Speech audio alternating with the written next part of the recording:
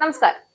അമേരിക്കയുടെ സമ്മർദ്ദത്തിനും ഉപരോധങ്ങൾക്കും മുന്നിൽ ഇറാൻ വഴങ്ങില്ല എന്ന് തുറന്ന പ്രഖ്യാപനവുമായി വീണ്ടും രംഗത്തെത്തുമ്പോൾ ആഗോള രാഷ്ട്രീയ വേദിയിൽ സംഘർഷത്തിന്റെ തീവ്രത മറ്റൊരു ഉയരത്തിലെത്തുകയാണ്.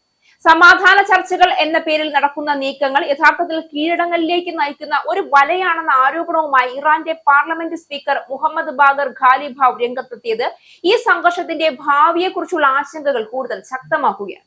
അമേരിക്കൻ ഉപരോധത്തിനും ഭീഷണികൾക്കും വഴങ്ങി യാതൊരു ചർച്ചകൾക്കും ഇല്ല എന്നാണ് ഇറാൻ പറയുന്നത്. സമാധാന ചർച്ചകളെ കീഴടങ്ങുന്നതിനുള്ള വേദിയായി മാറ്റാൻ ഡൊണാൾഡ് ട്രംപ് ശ്രമിക്കുകയാണെന്ന് ഇറാന്റെ parliament speaker Mohammad Bagher Ghalibaf പ്രതികരിച്ചു. ഭീഷണിയുടെ നിഴലിൽ ചർച്ചകൾ നടത്തുന്നത് ഇറാന്റെ നയമല്ല എന്നും അമേരിക്കയുടെ സമ്മർദ്ദ തന്ത്രങ്ങൾക്ക് വഴങ്ങില്ല എന്നുമാണ് മുഹമ്മദ് ബാഗറിന്റെ പ്രതികരണം.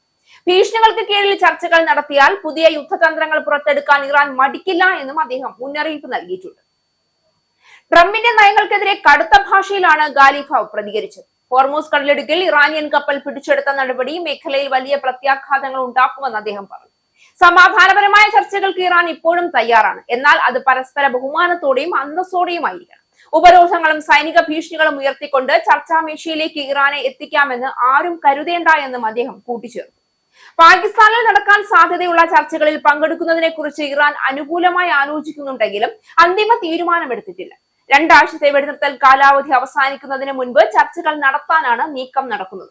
എന്നാൽ അമേരിക്ക വെടിനിർത്തൽ കരാർ ലംഘിക്കുകയാണെന്നും ഇറാനിയൻ തുറമുഖങ്ങൾ ഉപരോധിക്കുന്നത് നയതന്ത്ര നീക്കങ്ങൾക്ക് തടസ്സമാണെന്നും ഇറാൻ വിദേശകാര്യ മന്ത്രി അബ്ബാസ് അരാക്ചി പറഞ്ഞു. മേഖലയിലെ സുരക്ഷയെ ബാധിക്കുന്ന ഏത് നീക്കത്തിനും ശക്തമായ മറുപടി നൽകാൻ ഇറാൻ സൈന്യം സജ്ജമാണെന്നും ഖാലിബാഫ് മുന്നറിയിപ്പ് നൽകിയിട്ടുണ്ട്. പശ്ചിമേഷ്യയിൽ അമേരിക്ക സ്വീകരിക്കുന്ന ശത്രുതാപരമായ നിലപാടുകൾ ആഗോള എണ്ണ വിപണിയെ തകിടം മറിക്കുമെന്നും അദ്ദേഹം ചൂണ്ടിക്കാട്ടി. ഒരു വശത്ത് അമേരിക്കൻ പ്രസിഡന്റ് ഡൊണാൾഡ് ട്രംപ് സമാധാന കരാറുകളുടെ ഭാഷ സംസാരിക്കുമ്പോൾ മറുവശത്ത് ഇറാൻ അതിനെ രാഷ്ട്രീയ സമ്മർദ്ദത്തിന്റെ നാടകവേദിയായി ചിത്രീകരിക്കുന്നു. ഈ 2 വ്യത്യസ്ത നെറേറ്റീവുകൾ തമ്മിലുള്ള ഏറ്റുമുട്ടലാണ് ഇപ്പോൾ ലോകം നേരിടുന്നത്. സമാധാനത്തിനായി ചർച്ചകൾ വേണമെന്ന നിലപാടിനും അതേ ചർച്ചകൾ തന്നെ ദേശീയ അഭിമാനത്തെ തകർക്കാനുള്ള ആയുധമാണെന്ന ഇറാന്റെ ആരോപണത്തിനുമിടയിൽ യഥാർത്ഥം എന്താണ് എന്ന ചോദ്യമാണ് ഉയരുന്നത്.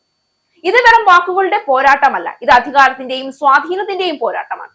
അമേരിക്കയുടെ ഉപരോധങ്ങളും സാമ്പത്തിക നിയന്ത്രണങ്ങളും വർഷങ്ങളായി ഇറാനെ സമ്മർദ്ദത്തിലാക്കിയിട്ടുണ്ടെങ്കിലും ഇപ്പോൾ അതിനു മുന്നിൽ വഴങ്ങാൻ ഇറാൻ തയ്യാറല്ല എന്ന സന്ദേശമാണ് ശക്തമായി പുറത്തുവരുന്നത്.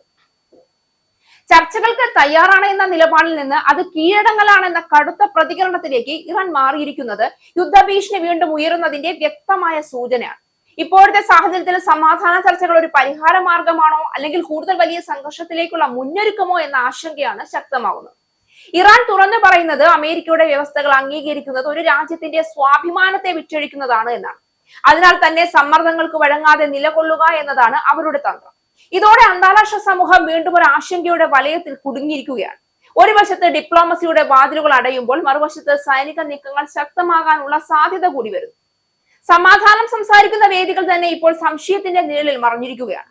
ലോകം ചോദിക്കുന്നത് ഒരേ ഒരു കാര്യമാണ്: ഇത് യഥാർത്ഥത്തിൽ സമാധാനത്തിലേക്കുള്ള വഴിയാണോ അല്ലെങ്കിൽ ഒരു വലിയ യുദ്ധത്തിന്റെ തുടക്കമോ? കാരണം ചർച്ചകൾ പരാജയപ്പെടുന്നിടത്താണ് പലപ്പോഴും യുദ്ധം ജനിക്കുന്നത്.